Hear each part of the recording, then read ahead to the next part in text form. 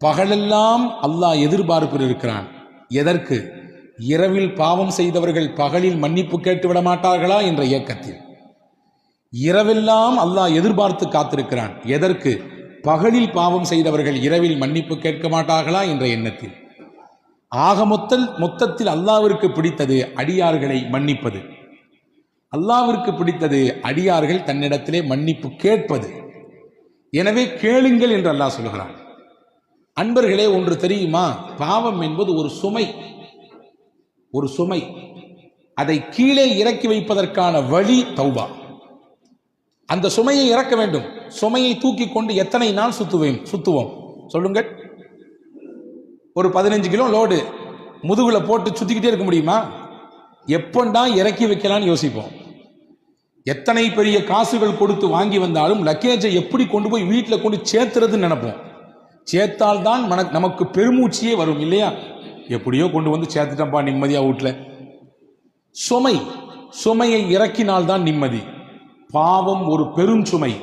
அந்த பெரும் சுமையை நீக்குவதற்கு இஸ்லாம் தருகிற மிகச்சிறப்பான வழி பாவ மன்னிப்பு, தௌபா. எனவேதான் பெருமானார் ஸல்லல்லாஹு அலைஹி வஸல்லம் சொன்னார்கள், உங்கள் மனச்சுமையும் உங்கள் பாவச்சுமையும் சேர்ந்து கரைய வேண்டும் என்றால் அல்லாஹ்விடத்திலே தௌபா செய்யுங்கள், மன்னிப்பு செய்யுங்கள். மன் லஸிமல் இஸ்திக்ஃபார், யார் பாவ மன்னிப்பை வளமையாக்கிக் கொள்கிறாரோ, அதை இறுக்கமாக பிடித்துக் கொள்கிறாரோ, ரப்பிடத்திலே பாவ மன்னிப்பு கேட்பதை விரும்புகிறாரோ, 3 பாக்கியத்தை அல்லாஹ் அவருக்கு தருவான். ஜஅலல்லாஹு லஹு மின் குல்லி தீகின் ஹரஜா, எல்லா நெருக்கடியிலிருந்தும் அவருக்கு முதலிலே விடுதலையை தருவான். அவர் உலக ரீதியில் சந்தித்துக் கொண்டிருக்கக்கூடிய நெருக்கடிகள், மனக்குழப்பங்கள் எல்லாத்திலிருந்து முதல்ல அவருக்கு ரிலாக்ஸை கொடுப்பான். அடுத்து சொன்னாங்க ஸல்லல்லாஹு அலைஹி வஸல்லம், ஒமின் குல்லி ஹம்மின் ஹரஜா, அவர் மனதை போட்டு அழுத்தி கொண்டிருக்கக்கூடிய மன பாரத்தை எல்லாம் பாவ மன்னிப்பை கொண்டு அல்லாஹ் நீக்குவான். மனதிற்கு அமைதியை தருவான். வரஸகஹு மின் ஹைது லா யஹ்தஸிப், அவர் நாடாத புறத்திலிருந்து அவருக்கு ரிஸ்கை கொண்டு வந்து கொட்டுவான். இந்த 3ம் யாருக்கு அல்லாஹ் தருவான் என்றால், யார் அல்லாஹ்விடத்திலே கையேந்தி பாவ மன்னிப்பு கேட்கிறார்களோ அவர்களுக்கு தருவான். நம்மிலே சிலர் நினைத்து கொண்டிருக்கிறோம், நாம் தான் நிறைய நன்மை செய்கிறோமே, நிறைய தொழுகிறோமே, நிறைய நோன்பு வைக்கிறோமே, நாம் ஜமாத்தையே விடுவதில்லையே, நாம் நீல அங்கி போட்டிருக்கிறோமே, நீல தாடிகள் வைத்திருக்கிறோமே, இது போதும், நாம் ஜெயித்து விடலாம் என்று. இல்லை பெருமக்களே, நாம் செய்யக்கூடிய நன்மை மட்டும் நம்மை ஈடேற்றம் அடைய செய்யாது, ரப்பிடத்தில் மன்னிப்பு கேட்காத வரை. ஆயிஷா ரலியல்லாஹு தஆலா அன்ஹா நபிகள் பெருமானார் ஸல்லல்லாஹு அலைஹி வஸல்லம் இடத்திலே வந்து சொல்கிறார்கள், யா ரசூலல்லாஹ், அறியாமை காலத்திலே, மடமை காலத்திலே அப்துல்லாஹ் இப்னு ஜுத்ஆன் என்று ஒருவர் இருந்தார். அவர் ஒரு பெரிய கொடை வல்லர். அவர் செய்யாத நன்மையே கிடையாது. என்னென்னவெல்லாம் நன்மை செய்வார்? ஹஜ்ரத் ஆயிஷாமா பட்டியல் போடுறாங்க. அவர் யக்ரிஉல் லைஃப், விருந்தினர்களுக்கு உணவு சமைத்து போட்டுக்கொண்டே இருப்பார். முஸ்லிம் ஷரீஃபிலே ஹதீஸ் வந்திருக்கிறது, நாம் ஆக்குவதை போன்றெல்லாம் விருந்து ஆக்க மாட்டார் அவர். நம் வீட்டில் இருக்கக்கூடிய டபராவை போன்ற அண்டாக்களை போன்றெல்லாம் அவர் வீட்டு அண்டா இருக்காது. நீங்கள் புரிந்து கொள்ளுங்கள், அவர் எவ்வளவு பெரிய உணவாளி கொடையாளி என்பதை இதை வைத்து புரிந்து கொள்ளலாம். அவர் வீட்டிலே ஒரு சட்டி இருக்கும், டேக்ஸா. அந்த சட்டிக்கு ஏற வேண்டும் என்றால் ஒரு ஏணி வேண்டும். ஏணியை போட்டுத்தான் ஏற வேண்டும் சட்டி, அரிசியை கொட்டுறதுக்கு, சமைக்கிறதுக்கு. அப்படின்னா அந்த அண்டா எவ்வளவு பெருசுன்னு கற்பனை பண்ணிங்க. அந்த அண்டா நிறைய தினசரி உணவு, எல்லாருக்கும் வர்றவங்க போறவங்களுக்குலாம் உணவு போட்டு தள்ளுவார், சாப்பிட வைத்தே சந்தோஷப்படுத்துவார். ஆயிஷாமா சொல்றாங்க. அது மட்டுமல்ல, ஆனி, கஷ்டப்படுபவர்களுடைய கஷ்டத்தை எல்லாம் தன் தோள் மேல் தூக்கி பாரமாக போட்டுக்கொள்வார். ரஹிம, சொந்தங்களை எல்லாம் அரவணைத்துக் கொள்வார். ஜிவார, தனக்கு சுத்தி இருக்கக்கூடிய நபர்களை எல்லாம் அன்பால் அரவணைப்பால் சந்தோஷப்படுத்துவார். இப்படி நிறைய நன்மை அவர் செய்தார். நானே அவருடைய நன்மையை பார்த்து புகழ்ந்திருக்கிறேன் அப்படின்னு சொல்லிட்டு ஆயிஷாமா கேட்டாங்க, யா ரசூலல்லாஹ், ஃபஹல் யன்ஃபஉஹு ذلك, இவர் நன்மையின் பல வாசல்களை அடைந்து செய்திருக்கிறார். இவர் செய்த நன்மையெல்லாம் அவருக்கு பலனளிக்குமா? அறியாமையில் காலத்தில் செய்த நன்மைகள் இதுவெல்லாம் இதுவெல்லாம் அவருக்கு பலனை கொடுக்குமா என்று கேட்டார்கள். ரசூலுல்லாஹ் சொன்னாங்க, லா, கொடுக்காதுன்றாங்க. எந்த புண்ணியமும் இல்லை, அவர் செய்த நன்மை எந்த பலனையும் தராது என்று சொல்லிவிட்டு காரணம் சொன்னார்கள். ஏன் அவர் செய்த நன்மை அவருக்கு நன்மையை அவருக்கு பலனை கொடுக்காது என்றால், லம் யகுல் யௌமன் கத்து வஃபி ரிவாயா மர்ரத்தன் கத்து, ஒரு நாள் கூட இல்லை, ஒரு தடவை கூட அவர் இறையிடத்திலே அல்லாஹும் மக்ஃபிர் லஹ், இறைவா என்னை மன்னித்து விடு என்று கேட்டதே கிடையாது. ஒரு நாள் கூட, ஒரு தடவை கூட என்னை மன்னித்து விடு என்று கேட்டதே இல்லை. மன்னிப்பு கேட்காததினாலே அவர் செய்த நன்மை எவ்வளவு பெரிதாக இருந்தாலும் சரிதான், எந்த புண்ணியமும் இல்லை. சம்பட்டியை கொண்டு அடித்ததை போன்று இருக்கிறது நமக்கெல்லாம். நாம் நினைத்துக் கொண்டிருக்கிறோம் நன்மைகள் போதும், நாம் செய்யக்கூடிய பிரம்மாண்டமான நன்மைகள் இது போதும், நம்மை காப்பாற்றிவிடும். போதாது. ரசூலுல்லாஹ் சொல்றாங்க, போதாது. உங்களை அறியாமலேயே உங்கள் காலத்திலே ஏதாவது தவறுகள் பாவங்கள் நிகழ்ந்திருக்கும். நீங்கள் கடந்த காலத்தை நினைத்து உங்கள் ரப்பிடத்திலே இறைவா மன்னிப்பை கொடு, தௌபாவை கொடு என்று கேட்கவில்லை என்றால் நாம் செய்த நல்ல அமல்களால் எந்த புண்ணியமும் இல்லை என்பதை இந்த ஹதீஸ் நமக்கு எடுத்து எம்புகிறது. எனவே அன்பு பெருமக்களே, மன்னிப்பு கேட்பதற்கான நாட்கள் இது. அல்லாஹ்விடத்திலே கண்ணீர் விடுவதற்கான நாட்கள் இது. அல்லாஹ்வின் சன்னிதானத்திலே நம்முடைய குற்றங்களை குறைகளை எடுத்து காட்டக்கூடிய நாட்கள் இது. வேறு யார்ட்டையும் சொல்ல முடியாது, சொல்லவும் கூடாது. செய்த பாவத்தை சொல்லி பெருமைப்படக்கூடாது. பெருமைப்பட முடியுமா? நான் செய்த பாவத்தை உங்களிடத்திலே சொன்னால் காரி துப்புகிற சூழல் எல்லாம் ஏற்படும் இல்லையா? யாரிடத்திலும் சொல்ல முடியாது. ஆனால் படைத்தவனிடத்திலே நான் சொல்லலாம். என்னை படைத்தவனிடத்திலே நான் என் குற்றங்களை சொல்லலாம். நான் பட்டியலிடலாம், இதெல்லாம் செய்தேன் இறைவா, எனக்கும் உனக்கும் மட்டும்தான் தெரியும். அந்த ராத்திரி, அந்த பகல், அந்த நாட்கள், என் வாலிப நாட்கள், என்னுடைய நல்ல சுகபோகமாக இருந்த நாட்கள், நான் ஓஹோ என்று வாழ்ந்த நாட்கள், அப்பெல்லாம் நடந்த பாவங்கள் இது இது என்று பட்டியலிட்டு அல்லாஹ்விடத்திலே மன்னிப்பு கேட்கக்கூடிய நாட்கள். இதை தவறவிட்டால், இந்த மன்னிப்பை நாம் இந்த ரமலானில் பெறவில்லை என்றால், என்னை விட நம்மை விட நஷ்டத்திற்குரியவர் உலகத்தில் யாரும் இல்லை. வியாபாரத்திலும் தொழிலும் நஷ்டமடைவது நஷ்டம் அல்ல, அது நஷ்டம் அல்ல. உலகத்தில் நஷ்டமடைவதுதான் நஷ்டம். ரமலானை அடைந்து இதிலே மன்னிப்பை பெறவில்லை என்றால் அதுதான் நஷ்டம். அந்த நஷ்டத்தை நாம் பெற்றுவிடக் கூடாது என்று பெருமானா ஸல்லல்லாஹு அலைஹி வஸல்லம் எச்சரிக்கிறார்கள். எனவேதான் நபிகள் சொன்னார்கள், இன்னி அஸ்தக்ஃபிருல்லாஹ், ஒவ்வொரு நாளும் நான் இஸ்திக்பார் செய்கிறேன். ரசூலுல்லாஹ் சொல்கிறார்கள், நான் ரப்பிடத்திலே பாவ மன்னிப்பு தருகிறேன். 70 தடவை அல்லாஹ்விடத்திலே அஸ்தக்ஃபிருல்லாஹ் அஸ்தக்ஃபிருல்லாஹ் அஸ்தக்ஃபிருல்லாஹ், இறைவா உன்னிடத்திலே பாவ மன்னிப்பு தருகிறேன், என்னை மன்னி என்று நான் கேட்கிறேன் என்றார்கள் பெருமானார். நபிகள் கேட்க வேண்டிய அவசியம் என்ன? யக்ஃபிரு லக்கல்லாஹு மா தகத்தம மின் தம்பிக வ மா தஅக்கர், குர்ஆனின் வார்த்தை இது. உங்கள் முன்பின் பாவம் எல்லாம் மன்னிக்கப்பட்டவர்கள் நீங்கள், பாவமே இல்லாத பரிசுத்தவான் நீங்கள். அந்த பூமான் நபி ஸல்லல்லாஹு அலைஹி வஸல்லம் அவர்கள் ஒவ்வொரு நாளும் பாவ மன்னிப்பு கேட்டார்கள் என்றால், நாமெல்லாம் எம்மாத்திரம், நம் வாழ்க்கையே பாவத்தில் தான் உலர்ந்து கொண்டிருக்கிறது. அபூ ஹுரைரா ரலியல்லாஹு அன்ஹு சஹாபாக்கள் முதன்மையான சஹாபி, ஹதீதை அறிவித்ததிலே எக்கச்சக்கமான நபிமொழிகளை அறிவித்திருக்கிறார்கள்.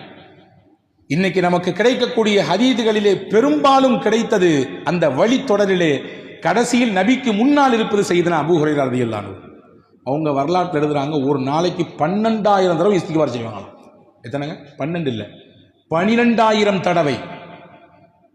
நம்மால் ஒரு நாளைக்கு 100 தடவைக்கு மேலே செல்வதற்கு கூட கஷ்டம்.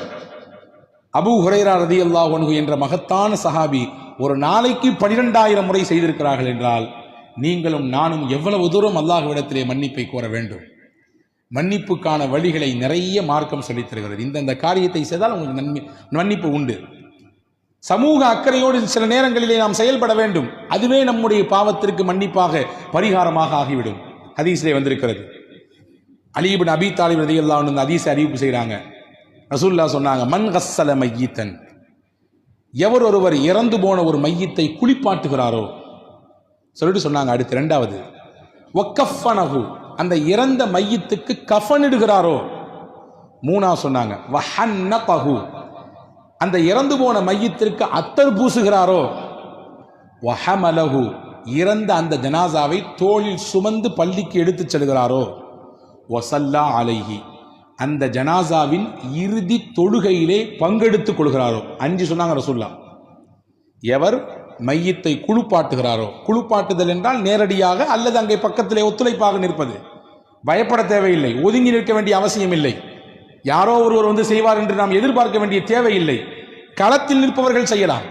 2வது சொன்னாங்க கஃன் இடுதல், 3வது அத்தர் பூசுதல், 4வது தோளில் தூக்கி சுமந்து செல்லுதல், 5வது அந்த ஜனாசாவிலே பங்கெடுத்து தொழுதல்.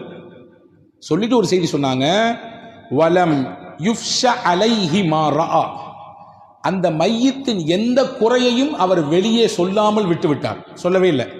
இருக்கலாம் சில சமயங்களிலே முதுகிலே புண் இருந்திருக்கலாம், பெரிய கீறல் இருக்கலாம், ஏதாவது சில பார்க்கக்கூடாத சில விஷயங்களை அந்த மையத்தின் உடம்பிலே பார்த்திருக்கலாம். எதையுமே அவர் வெளிக்காட்டவே இல்லை, கப் சிப்புன்னு இருந்தார். ரசூலுல்லாஹ் சொன்னாங்க, இந்த 5 செயலும் செய்த இந்த மனிதருக்கு அல்லாஹ் தரக்கூடிய கூலி என்ன தெரியுமா? ஹரஜ மின் ஹதீஅதிஹி மிஸ்ல மா வலதத்துஹு உம்முஹு, அன்று பிறந்த பாலகனை போன்று அவர் மாறிவிடுவார். எல்லா பாவத்தையும் அல்லாஹ் மன்னித்து விடுவார்.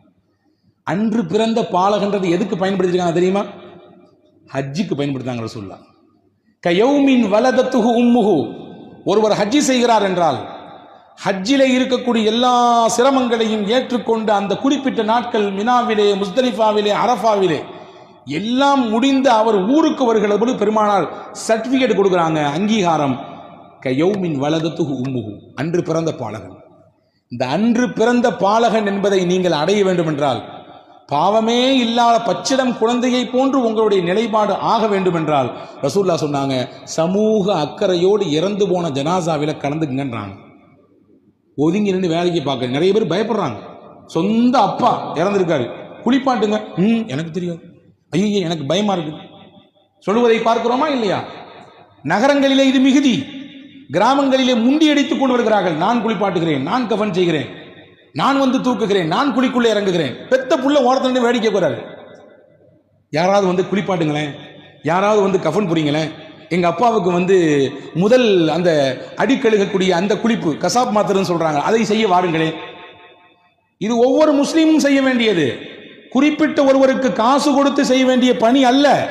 சமூகம் புல்வாங்கிக் கொள்ள வேண்டும். அது என்னமோ தீண்டத்தகாத செயலை போன்று இன்று சமூகம் பார்த்து கொண்டிருக்கிறது. ஒவ்வொரு முஸ்லீமும் தெரிந்து வைத்திருக்கக்கூடிய விஷயம். ஏனென்றால் நானும் நாளைக்கு மையத்தான், நானும் நாளைக்கு அதே இடத்தில் போய் இருக்க போகிறேன். என்னையும் ஒருவர் குறிப்பாட்ட போகிறார், ஒருவர் கஃன் செய்ய போகிறார். அதை தெரிந்து வைத்துக் கொள்வதில் என்ன தப்பு இருக்கிறது? அதை செய்வதில் எந்த தயக்கம் இருக்கிறது?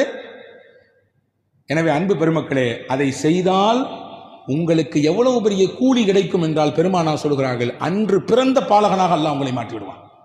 இது ஒரு விஷயம். சமூக பார்வையோடு இருங்கள். 2வது இபாதத்தில் கவனம் எடுங்க. ரசூலுல்லாஹ் சொன்னாங்க 3 விஷயம். ஜும்மா தொழுகைக்கு பள்ளிவாசலுக்கு ஒருவர் நடந்து வந்தார். ரசூலுல்லாஹ் சொல்றாங்க, ஜும்மா தொழுகைக்கு முடிந்த அளவுக்கு நடந்து வருகிறார். 2வது சொன்னாங்க, வல் ஜுலூசு ஃபில் மசாஜிதி ஹல்ஃப ஸலா, தொழுது முடிச்ச பின்னாடி வேக வேகமா எஞ்சி போயிடாம அந்த தொழுத இடத்திலே கொஞ்ச நேரம் உட்கார்ந்து இருந்தார். எப்பண்டா இமாம் சாப் சலாம் கொடுப்பாரு எந்திரிச்சு போலான்னு என்பதுதான் இன்று நம்மிலே பலருடைய சிந்தனை. ரசூலுல்லாஹ் சொன்னாங்க, தொழுது முடிச்சுட்டு அந்த தொழுத இடத்திலே உட்கார்ந்துருக்கணும். எங்க நீங்க தொழுதீங்களோ அதே இடத்தில் அமர்ந்திருங்கள். 2. 3 சொன்னாங்க, வ இப்லாகுல் உதூஇ ஃபில் மகாரி, மனம் வெறுக்கும் நேரத்திலே ஒதுவை ஒருத்தர் பரிபூர்ணமா செஞ்சார். 3 விஷயம். ஜும்மாவுக்கு முடிந்த அளவுக்கு நடந்து வந்தார், தொழுத இடத்திலேயே அமர்ந்திருந்தார், ஒதுவை மனம் வெறுக்கும் சமயத்திலும் கூட பரிபூர்ணமாக செய்தார். ரசூலுல்லாஹ் சொன்னாங்க, இந்த 3ம் எவ்வளவு பெரிய பாக்கியம் தெரியுமா? தாலிக ஆஷ பி கைரின் வ மாத்த பி கைரின், இந்த 3ஐயும் அவர் தொடர்ச்சியாக பின்பற்றினால் நலவோடு வாழ்வார், இந்த உலகத்தை விட்டு மரணிக்கின்ற பொழுதும் நலவோடு மரணிப்பார். சொல்லிட்டு சொன்னாங்க, இந்த 3ஐயும் பின்பற்றக்கூடியவர் வக்கான மின் ஹதீஅதிஹி கயௌமின் வலதத்துஹு உம்முஹு, அன்று பிறந்த பாலகடை போன்று இருக்கிறார். பாவத்தை எல்லாம் அல்லாஹ் அழிச்சிடறான். அவர் செய்த பாவத்தை எல்லாம் அல்லாஹ் அழித்து விடுகிறான். அன்று பிறந்த பாலகனை போன்றாகிறார் என்றார்கள் பெருமானார் ஸல்லல்லாஹு அலைஹி வஸல்லம். இப்போ பாவத்தினுடைய அழிப்புக்கு நிறைய வழிகள் இருக்கிறது. அதையெல்லாம் தேடி தேடி செய்பவர்களாக நாம் இருக்க வேண்டும். அதே போன்றுதான் ரமதானுடைய விஷயத்தை பற்றி பேசும் பொழுது சொன்னார்கள் பெருமானார் ஸல்லல்லாஹு அலைஹி வஸல்லம், மன் சாமஹு வ காமஹு ஈமானம் வஹ்திசாபா, இறை நம்பிக்கையோடு இறைவன் நன்மை தருவான் என்ற ஆதரவோடு, இந்த ரெண்டும் தான் நம்முடைய நோக்கமாக இருக்க வேண்டும். நம்முடைய தொழுகையில், நம்முடைய நோன்பில் இந்த ரெண்டை தாண்டி வேறு எந்த பார்வையும் தேவையில்லை. உளப்பூர்வமான இறை நம்பிக்கை, நாம் செய்யக்கூடிய இந்த அமல்களுக்கு என் ரப்பு தான் எனக்கு கூலி தரணும். அந்த எண்ணத்திலே யார் ரமதானில் பகலில் நோன்பிருந்து பிளஸ் சேர்த்து சொல்றாங்க இரவு வணக்கத்தில் பங்கெடுத்தாரோ, நான் எதற்கு இதை அழுத்தி சொல்கிறேன் என்றால், நோன்பு மட்டும்தான் போதும் என்று நினைக்கக்கூடிய நமக்கு ரசூலுல்லாஹ் உணர்த்துகிறார்கள், உங்கள் பாவ மன்னிப்புக்கு நோன்போடு சேர்ந்து இன்னொரு அம்சமும் இருக்க வேண்டும், அதிலும் கவனம் எடுத்துக் கொள்ளுங்கள். அதுதான் இரவு தொழுகை. இரவு தொழுகையும் நோன்பும் சேர்ந்து இருக்கக்கூடியவருக்கு ரசூலுல்லாஹ் கொடுக்கக்கூடிய கிஃப்ட் என்ன? ஹரஜ மின் துனூபிஹி கயௌமின் வலதத்துஹு உம்முஹு. இவரும் அன்று பிறந்த பாலகன், அன்னைக்கு பிறந்த குழந்தையை போன்று, எப்படி குழந்தை அப்பழுக்கற்ற பாவமில்லாத பிள்ளையாக இருக்குமோ பரிசுத்தமாக, அப்படியே நோன்பையும் இரவு தொழுகையும் ரமதானிலே பேணி பாதுகாக்கக்கூடிய மக்கள் அந்த ரமதானை விட்டு விடை பெறுகிற பொழுது பச்சை புள்ள மாதிரி இருப்பாங்க. பாவமே இல்லாத பிள்ளையாக இருப்பார்கள், பாவமே இல்லாத பரிசுத்தவான்களாக இருப்பார்கள் என்றார்கள் பூமான் நபி ஸல்லல்லாஹு அலைஹி வஸல்லம். இப்ப இபாதத்தில் நமக்கு கிடைக்கக்கூடிய மன்னிப்பு, சமூக செயல்பாடுகளில் நமக்கு கிடைக்கக்கூடிய மன்னிப்பு, சின்ன சின்ன விஷயமாக கருதக்கூடிய விஷயங்களில் அதை கவனம் எடுக்கிற பொழுது நமக்கு கிடைக்கக்கூடிய மன்னிப்பு. ஒன்றும் இல்லை, சாப்பிட்றீங்க, டெய்லி நம்ம எல்லாரும் சாப்பிட்றோம். நாம் சாப்பிட்டு முடித்தவுடன் என்ன சொல்லுகிறோம்? சாப்பிட பொழுதும் என்ன சொல்லுகிறோம் தெரிவதில்லை, எதையோ சொல்லிக்கொண்டு சாப்பிடுகிறோம், எதையோ பார்க்கிறோம். சாப்பிட்டு முடிகிற நேரம் பல நபர்களுக்கு சாப்பாடு முடிந்ததா இல்லையா என்பது கூட தெரிவதில்லை, உணர்வதில்லை. ரசூலுல்லாஹி ஸல்லல்லாஹு அலைஹி வஸல்லம் சொன்னாங்க, சாப்பிட்டு முடிச்ச உடனே ஒரு துவா இருக்குது, ரொம்ப பெருசெல்லாம் இல்லை. அல்ஹம்துலில்லாஹில்லதி அத்அமனி ஹாதா வரஸகனீஹி மின் கைரி ஹவுலி மின்னி வலா குவா. அவ்வளவுதான். யார் ஒவ்வொரு நாளும் உணவு அருந்தியதற்கு பிறகு, இறைவா நீனே எனக்கு இந்த உணவை கொடுத்தாய், என் உழைப்பு என்னுடைய முயற்சி எதுவும் இல்லை, ஒரு கவல உணவு நம் கையில் கிடைக்கிறது என்றால், ஆய்வாளர்கள் எழுதுகிறார்கள், ஒரு கவலம் உணவு நம் கையில் கிடைக்க வேண்டும் என்றால் 32 பேர் உழைத்தால் தான் அந்த ஒரு கவல உணவு கிடைக்கும். ஒரே ஒரு பிடி உணவு எத்தனை பேருடைய உழைப்பு இருக்குது? 32 பேருடைய உழைப்பு இருக்கிறது. அதிலே உழக்கூடியவர், அதை பயிரிடக்கூடியவர், அதை பராமரிக்கக்கூடியவர், அதை நெல்லிலிருந்து அரிசியாக மாற்றுபவர், இப்படி போகுது. அது 32 பேருடைய உழைப்பு. எந்த கஷ்டமும் இல்லாமல் எனக்கு உணவை தந்தாய், என் முயற்சி இல்லை, என்னுடைய திறமை இதில் இல்லை, உனக்கே எல்லா புகழும். அதான் இதான் அர்த்தம். ரசூலுல்லாஹ் சொன்னாங்க, யார் இதை சொல்றாங்களோ குஃபிர லஹு மா தகத்தம மின் தம்பிஹி வ மா தஅக்கர், அவர் முன் பின் செய்த எல்லா பாவத்தையும் அல்லாஹ் மன்னிச்சிடுறான். அல்லாஹ் அக்பர். ஒவ்வொரு நாளும் சாப்பிடும் பொழுது என்னவெல்லாம் சாப்பிடுகிறோமோ அந்த சாப்பாட்டுக்கு பிறகு இந்த துவாவை ஓதிவிட்டால் உங்களுக்கு மன்னிப்பு மொத்தமாக கிடைத்து விடுகிறது, ஹோல்சலாக கிடைத்து விடுகிறது. பெருமானா ஸல்லல்லாஹு அலைஹி வஸல்லம் இப்படி மன்னிப்புக்கான வழி எங்கெங்கெல்லாம் இருக்கிறது என்பதை பெருமானா ஸல்லல்லாஹு அலைஹி வஸல்லம் தேடி தேடி உம்மத்துக்கு அறிவித்துக் கொடுத்திருக்கிறார்கள். எனவே அந்த மன்னிப்பை இந்த ரமதானில் நாம் முழுமையாக பெற்றுவிட வேண்டும். ஒவ்வொரு நாளும் இந்த ரமதானிலே, குறிப்பாக இந்த 10 நாட்கள், நீங்கள் இரவினுடைய பிற்பகுதியிலே, குறிப்பாக தஹஜ்ஜுடைய சமயத்திலே அல்லாஹ்விடத்திலே இருகரமேந்தி துவா செய்ய வேண்டும். நம் பாவங்களை பட்டியலிட வேண்டும், நம்முடைய தவறுகளை, குற்றங்களை இறைவனிடத்திலே ஒப்புக்கொள்ள வேண்டும். அது அல்லாஹ்வுக்கு ரொம்ப பிடிக்கும். என்னுடைய அடியான் நான் செஞ்ச தப்பெல்லாம் ஒத்துக்கிட்டு எனக்கு முன்னாடி அப்படியே உட்கார்ந்துருக்கான் பாருங்களேன் என்று பெருமை பாராட்டுவான். தப்பையெல்லாம் ஒத்துக்கொள்கிறான். நீ இல்லாமல் நான் இல்லை, இறைவா நீ மன்னிக்கவில்லை என்றால் நான், என் கதி அவ்வளவுதான், அழிந்தே போய்விடுவேன் என்று ஒரு அடியான் சொல்லும் நேரத்திலே உச்சபட்சமான மகிழ்ச்சியில் அல்லாஹ் திளைக்கிறான். என் அருளின் மீது எவ்வளவு பிரியம் இவனுக்கு, என் மன்னிப்பின் மீது எவ்வளவு ஆதரவு இவனுக்கு, நிச்சயம் இவனை நான் மன்னிப்பேன் என்று அல்லாஹ் சொல்கிறான். எவ்வளவு பெரிய குற்றம் செய்தாலும், எவ்வளவு பெரிய தவறுகள் செய்தாலும் மன்னிப்பு கேட்கக்கூடியவர்களுக்கு அல்லாஹ் தன் அந்த அருளின் வாசலை, மன்னிப்பின் வாசலை திறந்தே வைத்திருக்கிறான், மூடுவதே கிடையாது. தௌபாவின் வாசல் என்பது மௌத்து, ரூஹு, தொண்டை குழியை அடையும் வரை அல்லாஹ் திறந்து வைத்திருக்கிறான். அதனால கடைசி காலத்தில் பார்த்துக்கலாம்னு சொல்லி அடுத்த வருஷம் ரமதானுக்கு விட்டுறாதீங்க. ஒவ்வொரு வருடமும் கேட்க வேண்டும், ஒவ்வொரு நாளும் மன்னிப்பை கேட்க வேண்டும். அல்லாஹுவின் மன்னிப்பு விசாலமானது என்பதை ரசூலுல்லாஹ் இப்படி விவரித்து காட்டுகிறார்கள். ஒரு ஹதீஸை சொல்லி முடிக்கிறேன். அஸ்தக்ஃபிருல்லாஹ் என்று சொல்லி நாம் பாவ மன்னிப்பு தேடுகிறோம். ஒரு சில வார்த்தைகளை மட்டும் கூட்டி சேர்த்துக் கொள்ளுங்கள். அஸ்தக்ஃபிருல்லாஹல் அலியுல் அதீம் அல்லதீ லா இலாஹ இல்லா ஹுவல் ஹய்யுல் கய்யூம் வ அதூபு இலை. இது ஒரு இஸ்திக்ஃபார். ரசூலுல்லாஹ் சொல்லிக் கொடுத்த இஸ்திக்ஃபார். இங்கே நம்முடைய பள்ளியிலே நாம் இஃப்தாருடைய சமயத்திலே ஜிக்ர் மஜ்லிஸ் நடத்துகிறோம். அந்த சமயத்தில் இந்த இஸ்திக்ஃபார் சொல்லி தரப்படும். அஸ்தக்ஃபிருல்லாஹல் அலியுல் அதீம் அல்லதீ லா இலாஹ இல்லா ஹுவல் ஹய்யுல் கய்யூம் வ அதூபு இலை. இது 3 தடவை ஒருவர் சொல்கிறார். 3 தடவை. ரசூலுல்லாஹ் எவ்வளவு பெரிய கூலி சொன்னாங்க தெரியுமா? 5 பாக்கியம் கிடைக்கும் அவருக்கு. 5 பாக்கியம். வெறும் 3 தடவை தான். வெறும் 3 தடவை. 5 பெரும் பாக்கியம். 1, அவர் போர்க்களத்திலிருந்து புறமுதுகிட்டு ஓடி இருந்தாலும் அல்லாஹ் பாவத்தை மன்னிச்சிடறான். போர்க்களத்திலிருந்து புறமுதுகிட்டு ஓடுறது இருக்க பெரிய பாவத்தில் கட்டுப்பட்டது. 7 பெரும் பாவங்களில் கட்டுப்பட்டது. களத்துக்கு போயாச்சுன்னா பேக் அடிக்கக்கூடாது, பின்னால் வரக்கூடாது, நிற்கணும், வாழ்வோ சாவோ அந்த போர்க்களத்தில் நின்று எதிர்கொள்ள வேண்டும். ஆனால் ஒருத்தர் போர்க்களத்திலிருந்து புறமுதுகிட்டு ஓடிவிட்டார். அந்த பாவத்தையும் கூட அழிப்பதற்கு இந்த ஒரு இஸ்திக்ஃபார் போதும் நாங்கள் ஸல்லல்லாஹு. 2வது சொன்னாங்க, அவருடைய பாவம் கடல் நுரையளவு பெருக்கெடுத்து இருந்தாலும் சரிதான். கடல் நுரை என்ன முடியுமா? எவ்வளவுன்றது அளக்க முடியுமா? அவ்வளவு இருந்தாலும் இந்த இஸ்திக்ஃபாரை 3 முறை சொன்னால் போதும், அல்லாஹ் மன்னிப்பான்.